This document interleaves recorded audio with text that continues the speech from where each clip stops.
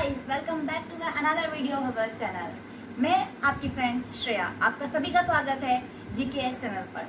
तो ये हमारा लेक्चर नंबर 2 है, जिसमें हमने लेक्चर 1 पूरा कंप्लीट किया था।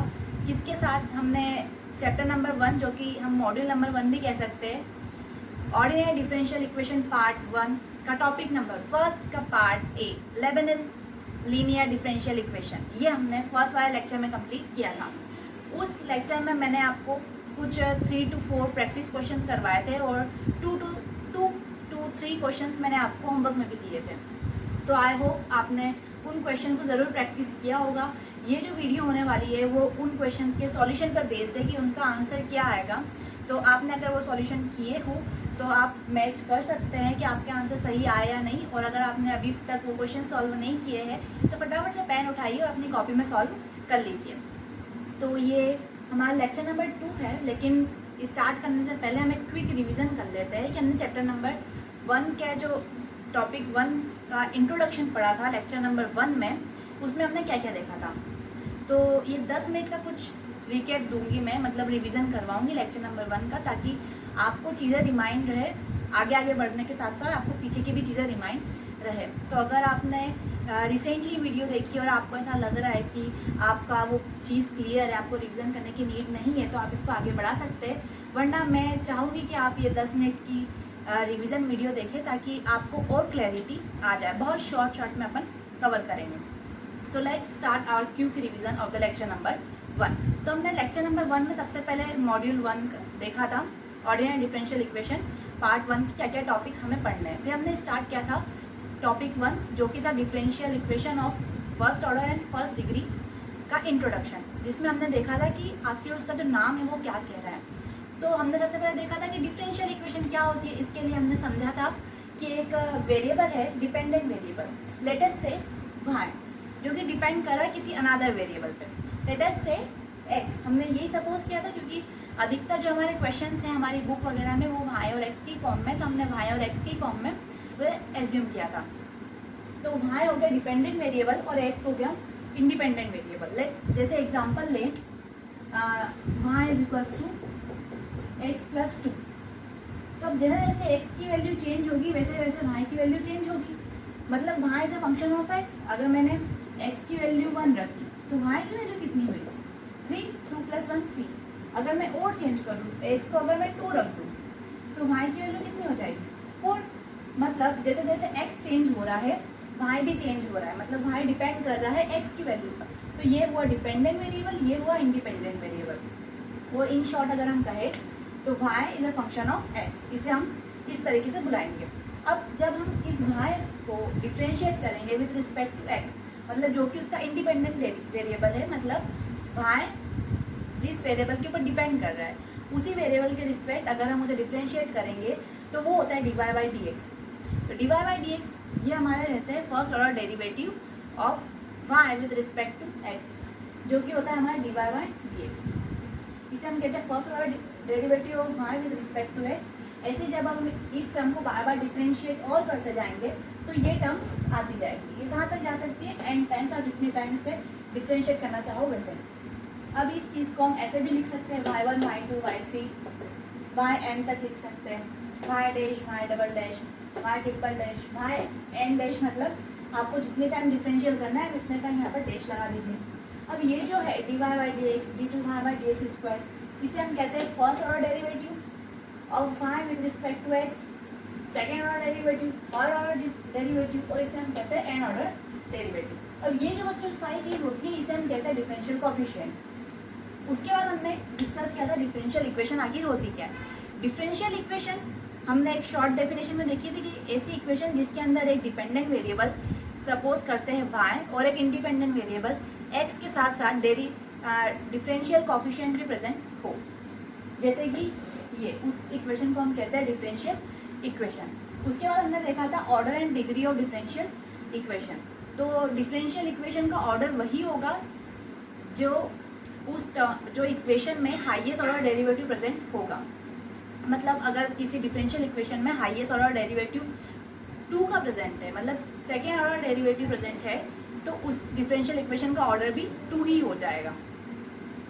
वैसे ही जैसे इस टर्म का हम एग्जाम्पल ले लेते हैं, जैसे इसमें dy बाई dx एक सिंगल ही है, मतलब इसे वन टाइम ही डिफरेंशियल किया गया है, तो मतलब इसका ऑर्डर कितना हुआ 1। और डिग्री की हमने क्या समझी थी, जो हमारा हायर ऑर्डर डेरिवेटिव की टर्म निकली है उसकी पावर कितनी, तो यहाँ पर पावर कितनी है 1, तो उसकी डिग्री भी क्या होगी 1। तो डिग्री मतलब जो हायर ऑर्डर डेरिवेटिव है उस टर्म की होल पावर, ये हो जाएगी हमारी डिग्री ऑफ डिफरेंशियल इक्वेशन। फिर हमने उसके बाद देखा था लेबनिज़ लीनियर डिफरेंशियल इक्वेशन, जिसमें हमने देखे थे दो फॉर्म, एक्स वाई के रिस्पेक्ट एंड एक्स के रिस्पेक्ट। तो इसमें इंटीग्रेटिंग फैक्टर ऐसे निकलता है, कंप्लीट सॉल्यूशन ऐसे निकलता है।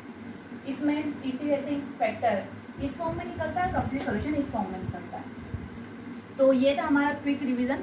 अब हम स्टार्ट करते हैं, हमने जो आपको कल होमवर्क क्वेश्चन दिए थे उसका आंसर कैसे आएगा, तो हम स्टार्ट करें। चलिए अब हम स्टार्ट करते हैं। सबसे पहले तो ये इक्वेशन को आप देखिए कि यहाँ पर ऑर्डर डिग्री क्या हो रहा है। अभी हमने समझा डिग्री को, जब मैं समझा रही थी, रिवीजन करवा रही थी, कि यहाँ पर कितने टाइम y को डिफ्रेंशिएट किया गया विद रिस्पेक्ट टू x, सिर्फ एक ही बार किया गया है, मतलब ये कौन सा है, first order derivative of y with respect to x, तो इसका ऑर्डर 1 है। और इस होल टर्म की पावर कितनी है, वो भी 1 है, मतलब डिग्री भी कितनी हुई 1 ही हुई। तो हमारा जो फर्स्ट टॉपिक चल रहा है उसी के अंदर हम पढ़ रहे हैं differential equation of first order and first degree. तो अभी हमने एक ही फॉर्म पढ़ा है, लेबनिज़ लीनियर डिफरेंशियल इक्वेशन।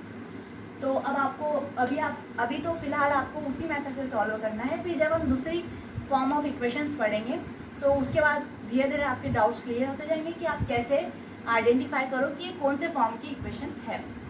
तो अभी इसे आप बनाने की कोशिश कीजिए इन दोनों फॉर्म से। अब आप सोच रहे हैं कि हम किस फॉर्म में बनाएं, dy बाई dx के फॉर्म में बनाएं या फिर dx बाई dy के फॉर्म में बनाएं। तो इसके लिए मैंने आपको पिछली वाली वीडियो में बताया था कि जो भी टर्म लीनियर होगी, x या y में से जो भी टर्म लीनियर होगी उसके रिस्पेक्ट में हम सॉल्यूशन प्रोसीड करेंगे।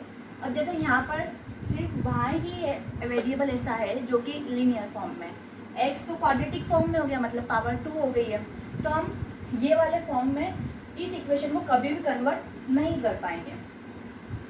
मतलब अगर यहाँ पर x लीनियर होता तो हम इस फॉर्म में कन्वर्ट कर सकते थे, लेकिन यहाँ पर x लीनियर नहीं है तो हम इस फॉर्म में ये वाली इक्वेशन को कन्वर्ट नहीं कर सकते। तो हमारे पास सिर्फ एक ही फॉर्म बचता है जो कि है ये वाला फॉर्म। तो अब ये वाली गिवन इक्वेशन को हमें इसमें कन्वर्ट करना है। तो आप यहाँ पर देखिए इसका कोफिशिएंट क्या है 1, तो इनडायरेक्टली हमें इस फॉर्म को इसमें कन्वर्ट करने के लिए इसका कोफिशिएंट 1 करना पड़ेगा, मतलब ये होल इक्वेशन को हमको 1 + x² से डिवाइड करना पड़ेगा। तो अब हम करते हैं।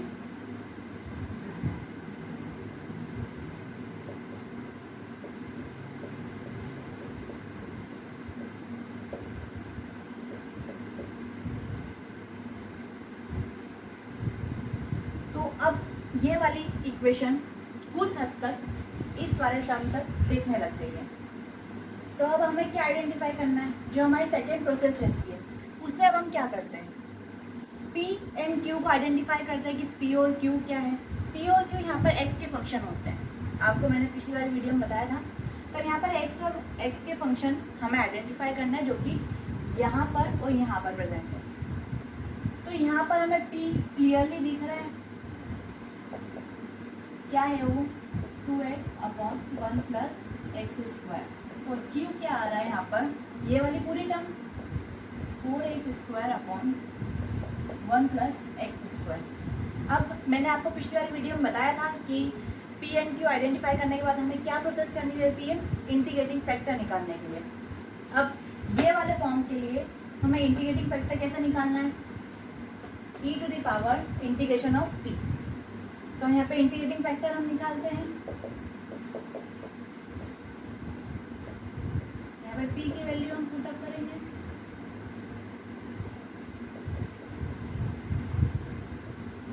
अब ये वाले इंटीग्रेशन मैंने बताया था कि सब्स्टिट्यूट मेथड से होते हैं, हमें किसी को सब्स्टिट्यूट करना पड़ता है तब जाके ऐसे टिपिकल इंटीग्रेशन सॉल्व होते हैं। तो इसके लिए हमें क्या करना पड़ेगा, हमें दिख रहा है किसी का डिफरेंशियल रिलेट हो रहा है कि नहीं हो रहा है।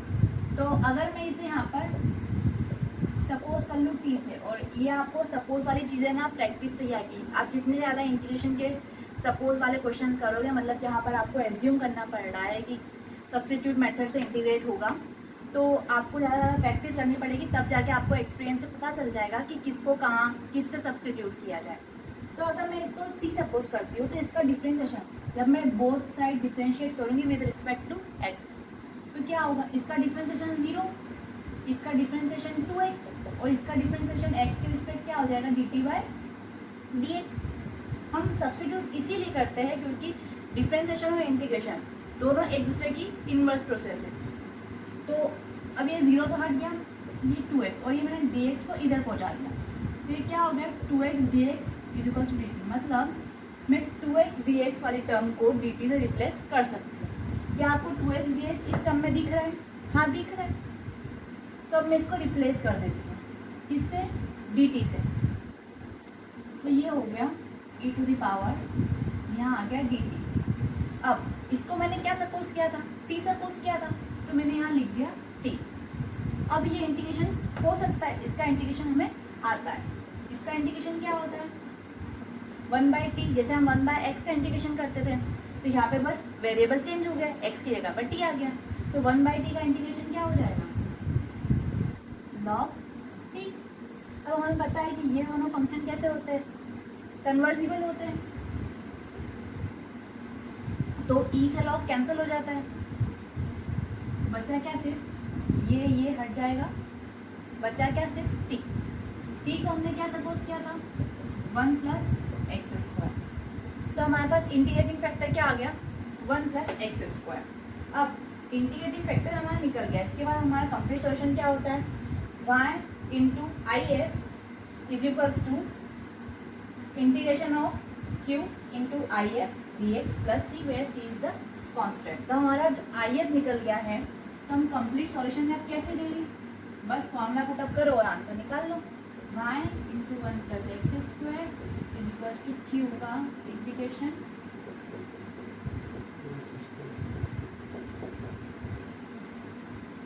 1 + x² dx + c। यहाँ पर c कांस्टेंट है। अब ये 1 + x² से ये 1 + x² कैंसिल आउट हो जाएगा, सिर्फ बचा क्या, 4x² dx का इंटीग्रेशन + c। अब इसका इंटीग्रेशन तो बहुत आसान है, 4x³ / 3, इधर जो चल रहा है वो एज इट इज आ गया है, +c। अब मैंने कहा था कि अगर हम जिस सॉल्यूशन को, मतलब जिस स्टैंडर्ड फॉर्म के हेल्प से सॉल्व कर रहे हैं, तो इधर साइड सिर्फ हमारा वही वेरिएबल रहना चाहिए। अगर हम y के रिस्पेक्ट में कर रहे हैं, तो y वाली टर्म ही इधर रहना चाहिए। अगर आप इतना भी छोड़ो तो वैसे गलत नहीं है, लेकिन फिर भी उसको इजी फॉर्म में कन्वर्ट कर देते हैं, तो ये वाली टर्म को हम इधर साइड शिफ्ट कर देते हैं। तो ये क्या हो जाएगा, y = 4x³ अपॉन में 1 + x² × 3 + c के अपॉन में 1 + x²। ये क्या हो जाएगा हमारा आंसर। तो आप मैच कर लीजिए कि आपका आंसर यही था। अगर आपका यही आंसर था तो बहुत बहुत बधाई, आपने बहुत सही आंसर निकाला है। अब अगर जिसका कुछ मिस्टेक हो रही हो तो इसका आप स्क्रीनशॉट ले लीजिए, जब तक मैं दूसरा क्वेश्चन बोर्ड पर लिखती हूँ।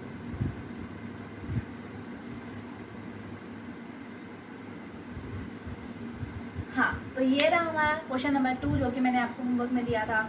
ये भी सेम वैसा ही है, मैंने क्वेश्चन में देखा ही नहीं कि दोनों सिमिलर टाइप के हो गए। तो इसके बाद हम कुछ डिफरेंट टाइप के क्वेश्चन और एक तो देख लेंगे, क्योंकि ये वीडियो थोड़ी सी छोटी रहेगी। तो ये क्वेश्चन भी सेम तो नहीं बोल सकते, लेकिन लगभग वैसा ही है। सेम अभी जो मैंने आपको बताया था, इसका कोफिशिएंट हमें 1 करना है, तो इसको हम होल टर्म से डिवाइड कर देंगे पूरी इक्वेशन से। ये क्या हो जाएगा,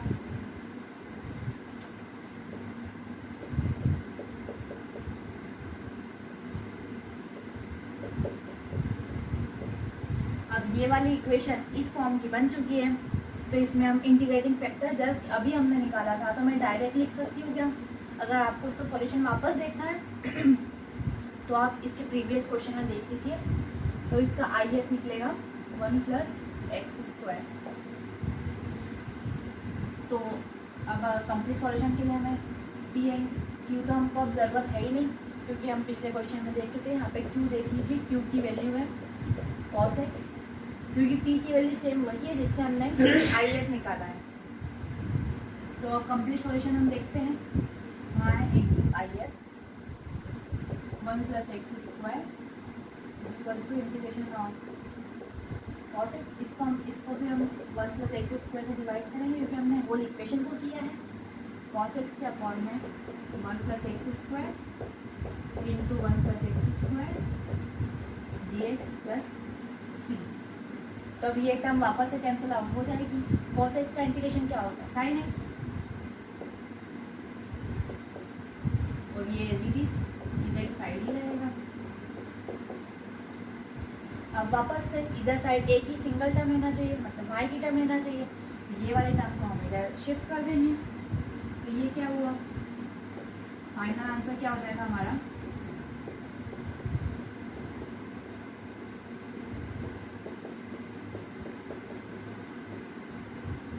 ये हो गया हमारा फाइनल आंसर। चलिए, अगर आपका ये भी आंसर सही आया है तो कॉन्ग्रेचुलेशन, आपने दोनों क्वेश्चन सही किए। अब हम कुछ 1-2 क्वेश्चन और देख लेते हैं जो कि थोड़े अलग टाइप के हैं। आपको अगर इसका स्क्रीनशॉट लेना है तो आप ले सकते हैं।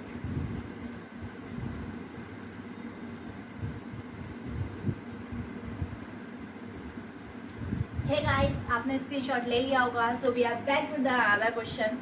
तो इसमें आपको कुछ चीज़ें मैं और एक्स्ट्रा दूंगी, सिखाऊंगी मतलब। तो इसको भी हम कन्वर्ट करने की कोशिश करते हैं। तो इसमें भी आपको दिख ही रहा है कि y ही लीनियर फॉर्म में है, बाकी जो x वाली टर्म है वो तो बच्चों फंक्शन के फॉर्म में आ चुकी है, क्योंकि फंक्शन हम किधर साइड लेते हैं? x के फंक्शन हम इधर साइड कंसिडर करते हैं। किधर साइड?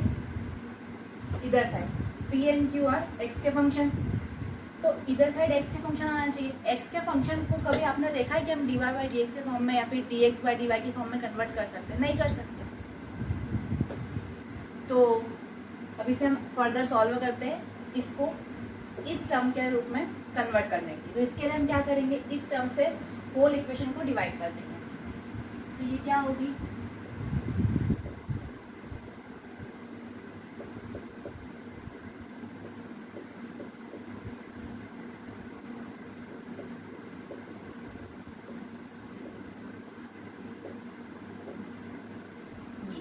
हमने होल इक्वेशन को cos² x से डिवाइड कर दिया, ताकि हमारा जो यहाँ ऑफिशिएंट है वो 1 बन जाए, ताकि हम जो हमारी इक्वेशन बन रही है, सिंप्लीफाइड इक्वेशन बन रही है, उसको हम हमारी स्टैंडर्ड इक्वेशन से कंपेयर कर सकें। तो अब हम कंपेयर कर रहे हैं।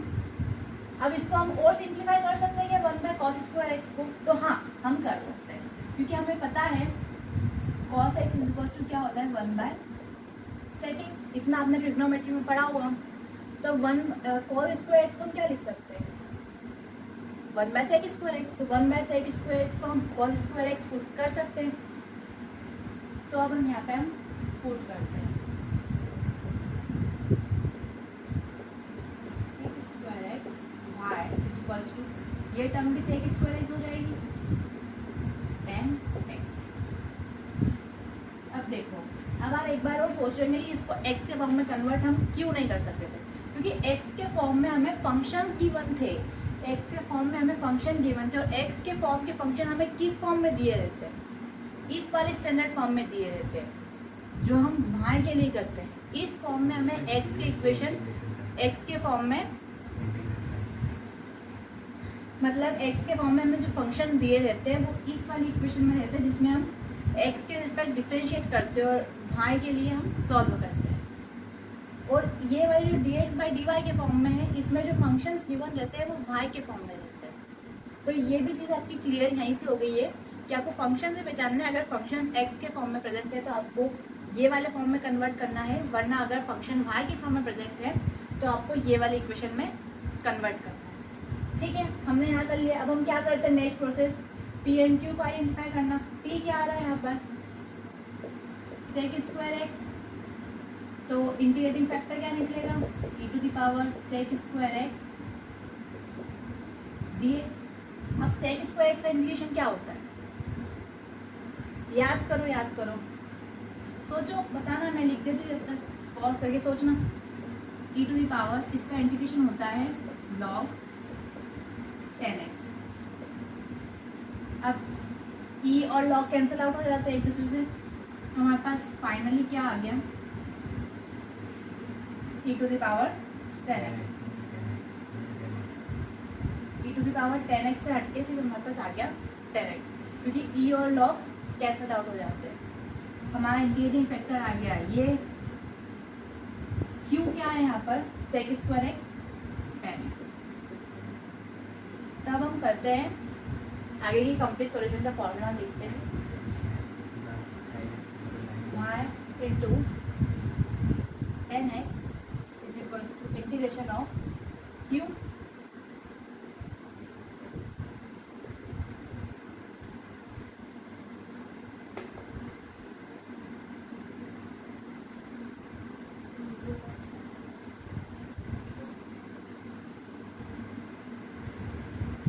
सॉरी गाइज, थोड़ी सी मिस्टेक हो गई। मेरा भी एक्चुअली क्या है ना, ऑनलाइन टीचिंग का फर्स्ट टाइम है, तो मैं भी कैमरा के सामने विदाउट बच्चों को पढ़ाना थोड़ी हेजिटेट हो जाती हूँ। तो आपको बोलने के चक्कर में ना थोड़ा सा इंटीग्रेशन का फॉर्मूला मैंने गड़बड़ कर दिया।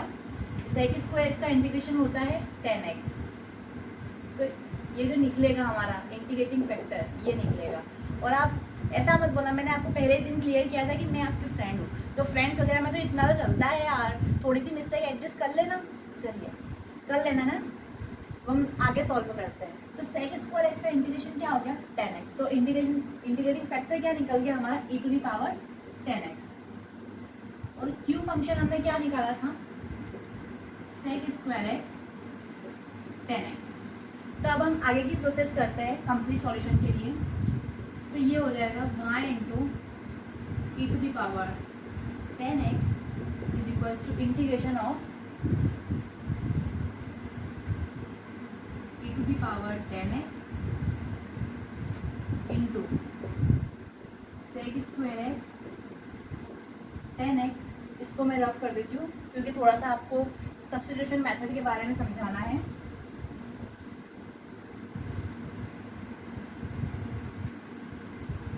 ठीक है, तो ये हो गया sec square x 10x dx plus c।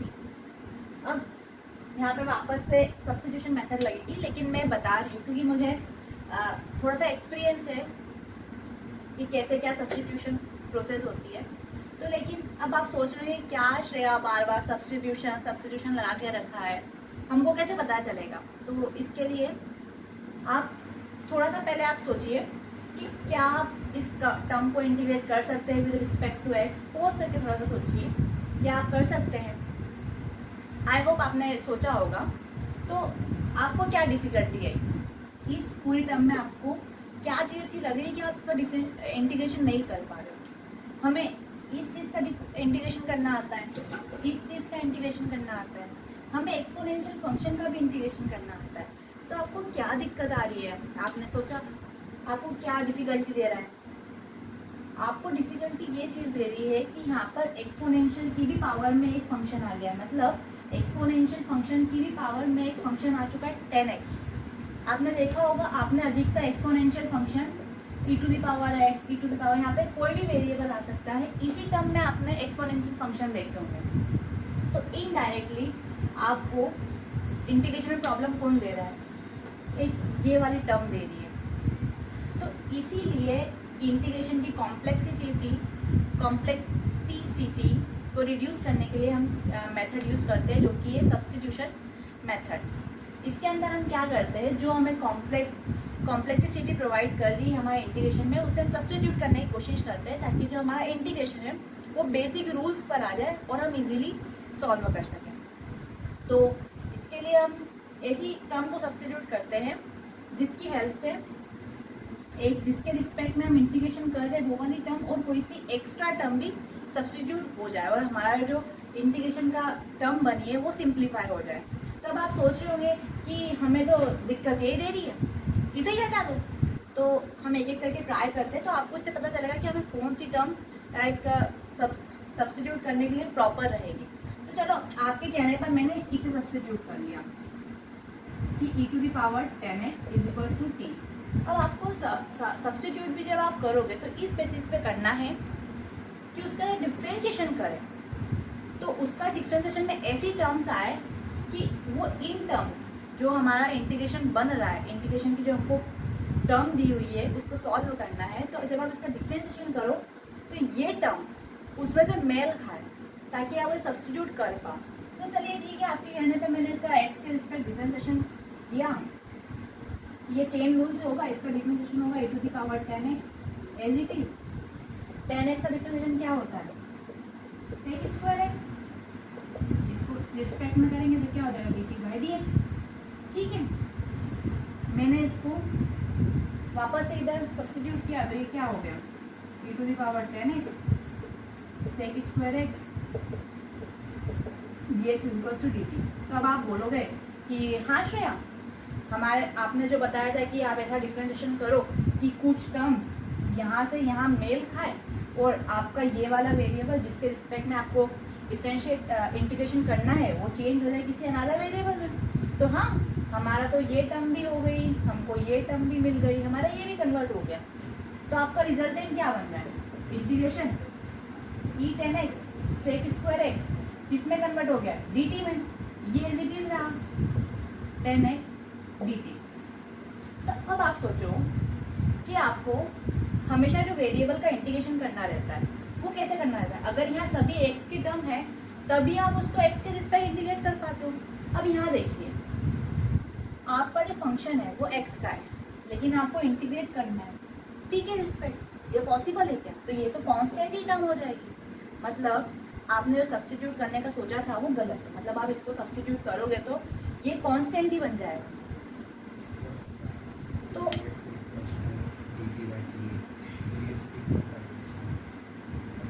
अब देखो, अब हम और ट्राई करते हैं।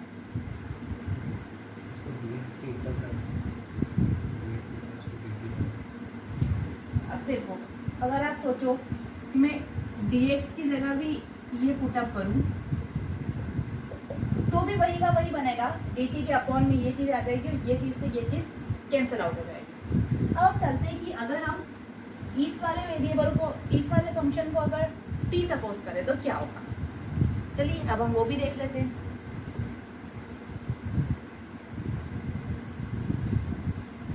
चलिए अब हम देखते हैं कि अगर हमने sec स्क्वायर x को t सपोज कर लिया तो ये भी, इसका डिफरेंशिएशन भी कैसे होगा? चेन रूल से होगा।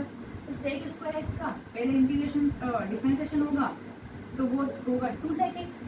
ठीक है, फिर sec x का डिफरेंशिएशन क्या होता है? sec x tan x।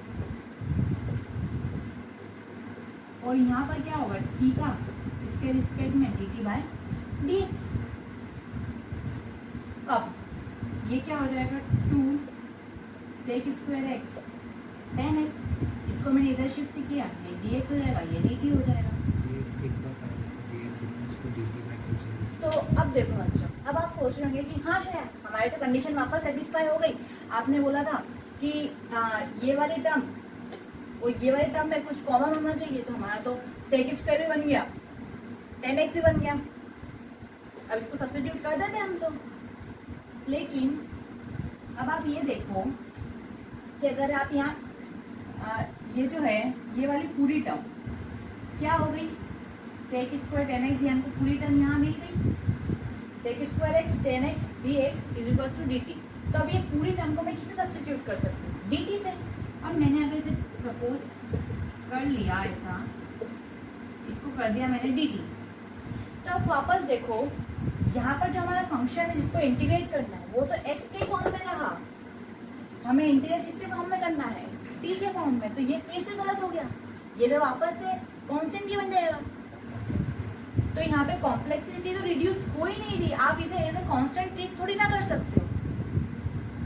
तो हम मतलब sec स्क्वायर x को भी सपोज नहीं कर सकते, मतलब सब्स्टिट्यूट नहीं कर सकते। अब हमारे पास लास्ट ऑप्शन बच रहा है tan x। तो उसे भी हम मान के देखते हैं कि हमें सिर्फ tan x को ही क्यों सपोज करना चाहिए। चलो तो चलिए अब हम सपोज करते हैं 10x को कि हम उसे सब्स्टिट्यूट करना चाहते हैं। तब अगर मैं 10x को सब्स्टिट्यूट करूँ t से और इसको डिफरेंशिएट करूँ तो ये क्या होगा, sec स्क्वायर x, ये वापस dt बाई dx, इसको इधर पहुँचाया, ये क्या हो गया sec square x dx equals to dt। मतलब sec स्क्वायर x dx को मैं क्या पुट कर सकती हूँ dt। चलिए हम करके देखते हैं।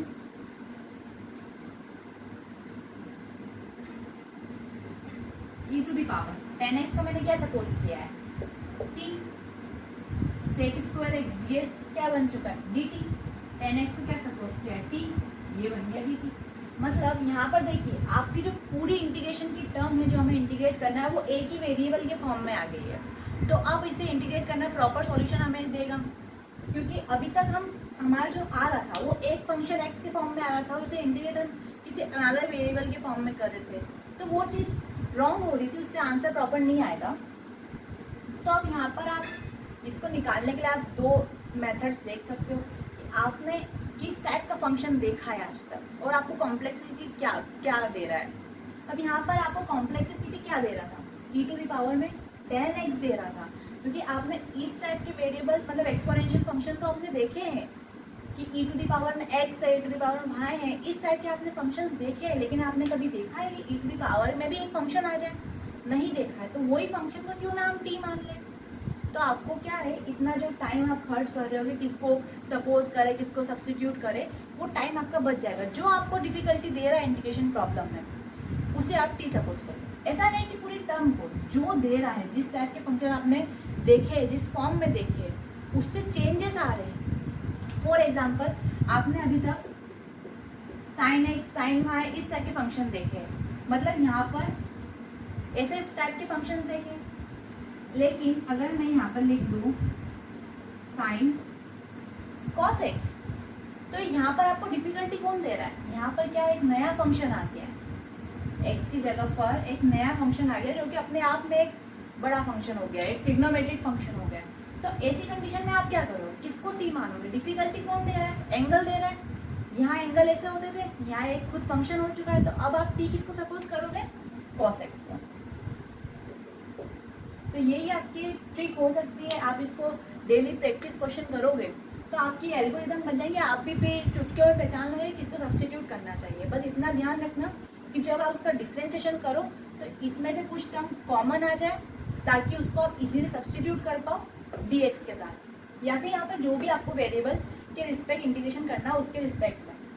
तो कोई सी ऐसी टर्म और यहाँ पे जिसके रिस्पेक्ट में आपको इंटीग्रेशन करना है वो टर्म सब्स्टिट्यूट हो जाए किसी अनदर वेरिएबल के फॉर्म में, और जो आपका रिजल्टेंट इंटीग्रेशन टर्म बने वो एक सिंगल वेरिएबल के फॉर्म में बने। मतलब फंक्शन जो बने वो भी सिंगल वेरिएबल, एक ही वेरिएबल, और उसी वेरिएबल के रिस्पेक्ट में आपको इंटीग्रेशन परफॉर्म करना पड़े। इससे क्या होगा, आपका जो कॉम्प्लेक्स इंटीग्रेशन टर्म है वो सिंप्लीफाई हो जाएगी हमारी बेसिक रूल्स में, जिसको आप इजीली इंटीग्रेट कर सकते हो। जैसे यहाँ पर देखिए हमारा जो पूरा टर्म है वो एक ही वेरिएबल के फॉर्म में आ चुका है t, हमें फंक्शन भी t के फॉर्म में मिल गए हैं, और जिसके रिस्पेक्ट में हमें इंटीग्रेशन करना है वो भी एक सिंगल बन चुका है जो कि है t के फॉर्म में। हमें t के फॉर्म में इंटीग्रेट भी करना है, t के ही फंक्शन है, तो ये प्रॉपर हमें आंसर देगा। तो आई होप कि आपको समझ में आया होगा, और अगर आपको फिर भी थोड़ा डाउट है तो आप वीडियो को थोड़ा पीछे जाइए और वापस से सुनिए, आपको ज़रूर समझ में आएगा। तो चलिए इसे हम आगे सॉल्व करते हैं। तो यहाँ पर याद रखिए, क्योंकि हमें आखिरी में जो हम आंसर प्रोवाइड करेंगे उसमें हमें जो हमने सब्स्टिट्यूट किया है उसकी ओरिजिनल वैल्यू से हमें वापस उसे रिप्लेस भी करना पड़ता है। तो यहाँ पर याद रखिए कि हमने t को सपोज किया है 10x, ये आपको ध्यान रखना है। आप आखिरी में अगर आंसर ऐसा छोड़कर आओगे तो उसे क्या पता आपने किसको क्या सपोज किया है, तो आखिरी में जो रिजल्टेंट निकलेगा उसमें आपको वापस वैल्यू ही सब्स्टिट्यूट करके आनी रहेगी। अब देखिए इसका इंटीग्रेशन कैसे होगा, आइलेट रूल से होगा। आइलेट रूल आपने पढ़ा होगा, जिसमें हम फंक्शंस देखते हैं किसको प्रायोरिटी ज़्यादा मिले और किसको कम मिले। ये होता था इनवर्स, ये लॉगरिथम, ये अरिथमेटिक या फिर एल्जेब्रिक, इसको एल्जेब्रिक कहते हैं, इसे ट्रिग्नोमेट्रिक और इसे एक्सपोनेंशियल। तो क्या हो गया ये inverse function, logarithmic function, algebraic function, trigonometric function and exponential function. इसके अकॉर्डिंग ही हम जब इंटीग्रेशन करते हैं तो हम प्रायोरिटी डिसाइड करते हैं। हम यहाँ पर ये एल्जेब्रिक फंक्शन में आ जाएगा, ये एक्सपोनेंशियल फंक्शन में आ जाएगा।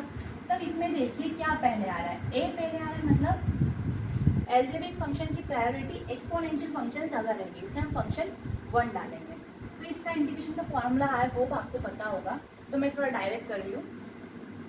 अब देखिए ये एल्जेब्रिक फंक्शन है, तो इसका फंक्शन फॉर्मूला ऐसा रहता है कि हम जो मतलब इसे हम फर्स्ट नंबर का फंक्शन मानेंगे और यहाँ पर इसे हम सेकेंड नंबर का फंक्शन मानेंगे। तो इसका फॉर्मूला कुछ इस टाइप से होता है कि फर्स्ट वाले फंक्शन को हम जब डिसाइड कर ले आइलेट प्रिंसिपल से तो उसे कांस्टेंट रखेंगे, और यहाँ पर इंटीग्रेशन होता है सेकेंड टर्म का, मतलब e to the power t dt। Minus का साइन लगता है, बोले होल इंटीग्रेशन लगता है। अब इसके अंदर भी कुछ टर्म्स आती है, इस टर्म के अंदर क्या होता है, फर्स्ट वाली टर्म का डिफ्रेंसिएशन होता है, मतलब dt बाई dt और इसका मल्टीप्लाई होता है with integration of second term. ये हो जाएगा e to the power t dt, और ये होल का इंटीग्रेशन हो ही रहा है तो इसके लिए बाहर डी। तब इसे फटाफट हम सॉल्व करते हैं। t इसका integration e to the power t, इसका डिफरेंशिएशन 1, इसका integration e to the power t, एक बाहर इंटीग्रेशन चल रहा है। फाइनल क्या होगा, t e to the power t minus e to the power t। ये हमारा रिजल्टेंट आ गया। अब हम क्या करेंगे, t को हम वापस से चेंज कर देंगे किसमें, 10x में, क्योंकि हमने यही सपोज किया था, यही सब्स्टिट्यूट किया था। तो अब हमारा वक्त आ चुका है कि हम इसको वापस से रिप्लेस कर दें। तो हमारा रिजल्टेंट आंसर क्या बनेगा, मैं इसको रब कर दूँ क्या, इसको मैं यहाँ लिख देती हूँ, फिर ज़्यादा नीचे हो जाएगा पावर t। तो मैं इसे रब कर देती हूँ क्योंकि कुछ ज़्यादा ही घिच पिच हो गई थी।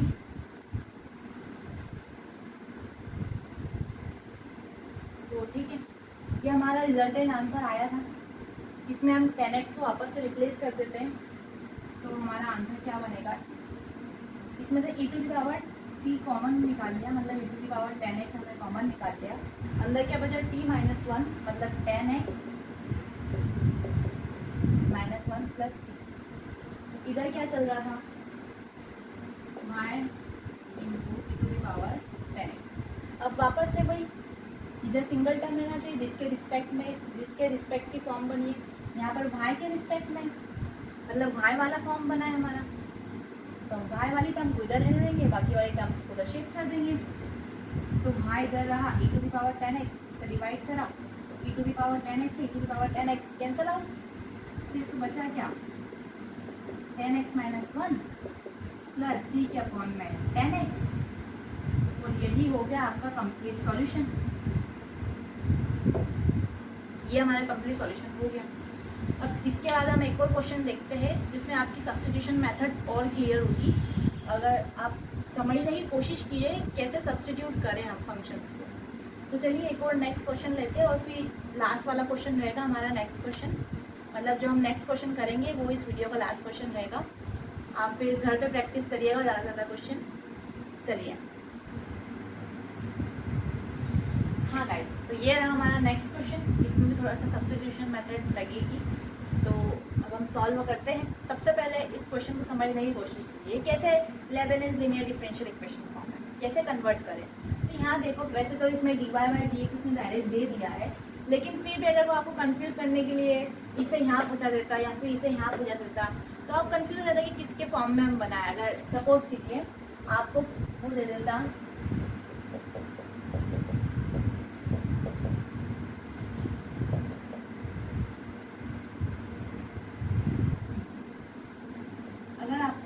फॉर्म में डिफरेंशियल इक्वेशन दे देता तो आप ये बस सोचते हैं dy बाई dx बनाए या फिर dx बाई dy बनाए।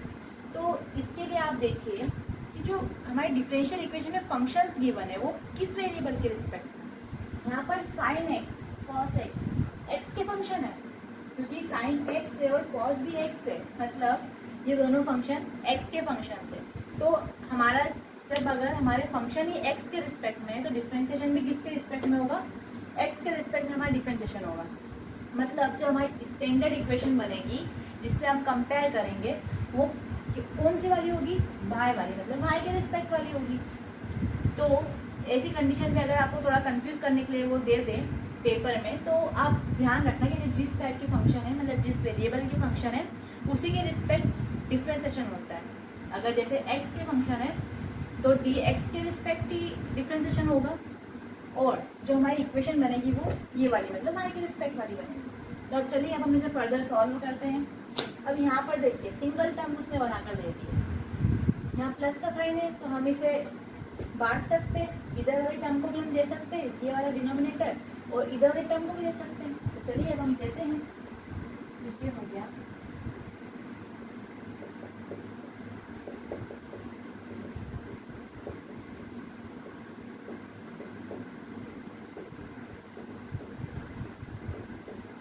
ये हो गया। अब इसे कंपेयर कीजिए, dy बाई dx के साइड कौन सी टर्म आ रही है, जिसके मल्टीप्लाई में y है, किसके मल्टीप्लाई में y है, ये वाली टर्म के, मतलब इसको हमें LHS में लाना पड़ेगा, हम ले आते हैं। ये साइन नेगेटिव हो जाएगा,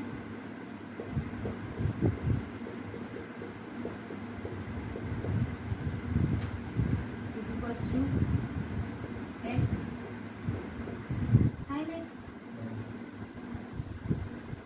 यहाँ पे 1 प्लस भी है,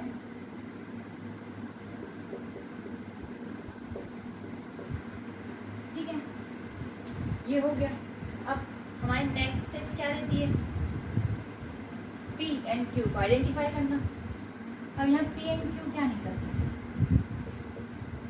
एक सेकेंड मैं मार्कर में निकाल लूँ।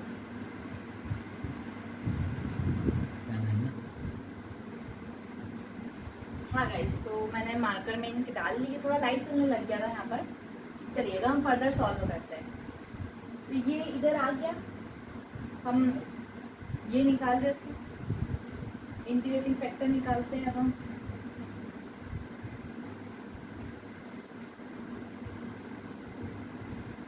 तो चलिए एक सेकेंड, आपने मुझे बताया ही नहीं, माइनस तो भूल ही गए अपन माइनस तो भूल ही गए, तो बताना चाहिए। चलिए कोई बात नहीं, ज़्यादा बड़ी दिक्कत नहीं हुई है, मतलब ये होल टर्म में माइनस है, तो ये भी माइनस की हो जाएगी और ये भी माइनस की टर्म हो जाएगी, मतलब ये इधर साइड आके पॉजिटिव टर्म हो जाएगी और माइनस की जाएगी। ठीक है, ज़्यादा बड़ी मिस्टेक नहीं थी, माफ़ कर दिया आपको। चलो ठीक है, पी क्या निकलेगा, cos x upon 1 plus sine x. IF मतलब इंटीग्रेटिंग फैक्टर क्या निकलेगा, e to the power integration of cos x 1 plus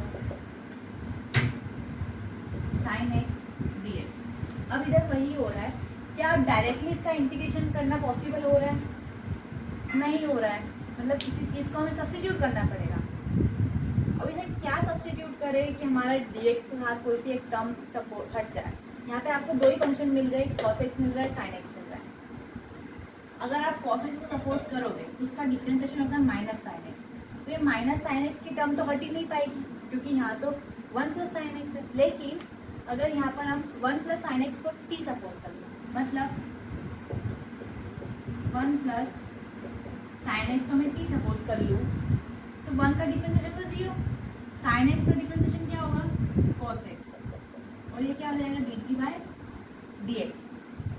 इसको इधर शिफ्ट किया, ये क्या हो गया cos x dx dt, जो कि हमारी रिक्वायर्ड टर्म थी। cos x dx ऊपर की सारी टर्म हट जाएगी, किसमें कन्वर्ट हो जाएगी dt में। तो क्या बन जाएगा ये e to the power integration of dt, और इसको क्या सपोज किया हमने t, इसका इंटीग्रेशन अब क्या होता है e to the power log t, t क्या हमने सपोज किया 1 प्लस साइन एक्स, मतलब log 1 plus sine x, e और log कैंसिल, तो ये क्या हो जाएगा 1 प्लस साइन एक्स, मतलब हमारा जो इंटीग्रेटिंग फैक्टर है वो क्या निकल आएगा 1 प्लस बाकी का रब कर देती हूँ। इसमें छोटा ही सब्स्टिट्यूशन था, मैंने थोड़े क्वेश्चंस देखे लेकिन लगभग सिमिलर ही थे जो अपने पिछले वाले क्वेश्चन में सब्स्टिट्यूशन देखा था। तो इसमें थोड़ा सब्स्टिट्यूशन था, आपने सोचा होगा कि ऐसे ही करेंगे। अगर आपने सही सोचा तो बहुत बढ़िया, आपको सब्स्टिट्यूशन मेथड आ चुकी है। अगर आपका थोड़ा सा एजम्पशन रॉन्ग रहा तो आप प्रैक्टिस करते रहिए क्वेश्चंस की। 12th 11th इनकी बुक्स में देखिए, आपको डिफरेंशियल इक्वेशन के क्वेश्चंस मिल सकते हैं। तो चलिए अब हम सॉल्व करते हैं। इंटीग्रेटिंग फैक्टर हमारा आ गया है, क्यू हमारी ये वाली टर्म है। तो कंप्लीट सॉल्यूशन क्या होगा, y इंटू आई एफ मतलब 1 plus sine x is equals to integration of Q मतलब minus of x 1 plus sine x into I F जो कि हमारा 1 plus sine x into d x plus c where c is the arbitrary constant. तो यहाँ पर ये वाली term और ये वाली टर्म क्या हो जाएगी, कैंसिल आउट हो जाएगी, बचेगा क्या सिर्फ माइनस एक्स। तो ये हो जाएगा 1 plus sine x is equals to minus को बाहर निकाला, एक्स का इंटीग्रेशन क्या होगा x square by 2 plus c. वापस सेम चीज़, यहाँ पर हमने जो इक्वेशन बनाई थी वो y के रिस्पेक्ट में थी, इसलिए इधर से x वाली टर्म को हमें इधर शिफ्ट करना पड़ेगा। तो हम कर देते हैं y is equals to minus of x square upon में 2 1 plus sine x plus c के अपॉन में 1 प्लस साइन एक्स। तो यही होगा हमारा आंसर। और यहाँ पर मिल गए आपको पूरे 7 नंबर। तो ये थे कुछ 11 लीनियर डिफरेंशियल इक्वेशन के क्वेश्चंस। अगर आप चाहो तो M2 की बुक से भी आप सॉल्व कर सकते हो। और अगर आपको कुछ क्यूरी या डाउट आ रहा है तो आप कमेंट सेक्शन में बताइए मुझे, मैं ज़रूर कोशिश करूँगी उसे सॉल्व करने की और आपको बता पाने की, क्योंकि मेरे लिए भी सारे क्वेश्चन यहाँ सॉल्व करा पाना बहुत मुश्किल हो रहा है। क्योंकि मैंने आज तक ऐसा ऑनलाइन कैमरा के सामने पढ़ाने में थोड़ी सी मुझे हेजिटेशन होती, तो मैं थोड़ा कुछ अगर गलती वगैरह हो जाए तो प्लीज़ कमेंट बॉक्स में मुझे ज़रूर बताइए। मैं आगे से उसको नेक्स्ट वीडियो में इम्प्रूव करने की पूरी कोशिश करूँगी। तो थोड़ा सपोर्ट कीजिए मुझे भी। Thank you.